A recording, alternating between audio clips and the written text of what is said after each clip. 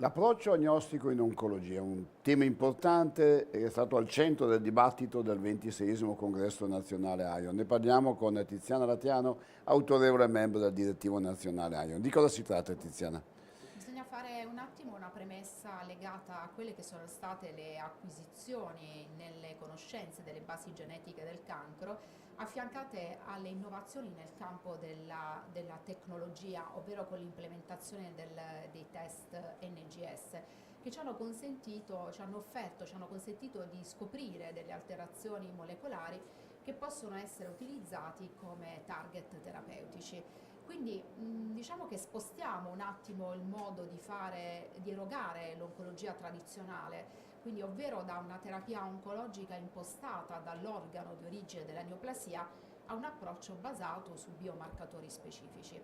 Perché sono importanti? I biomarcatori specifici ci consentono di catturare meglio quella che è l'eterogeneità di una neoplasia e catturano meglio anche quello che normalmente non riusciamo a vedere nei pazienti arruolati negli studi clinici, perché tradizionalmente gli studi clinici non vanno a catturare quella che è la variabilità genetica della neoplasia.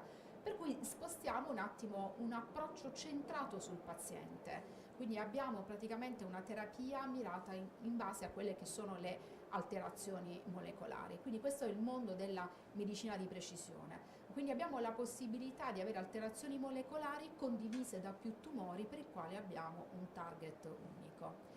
Abbiamo fatto un attimo qual è stato lo stato dell'arte dei farmaci agnostici e tutto è partito nel 2017 quando l'FDA ha approvato per la prima volta il farmaco, il pembrolizumab, che aveva un'indicazione in un gruppo di pazienti con un fenotipo molecolare particolare detto alta instabilità dei microsatelliti.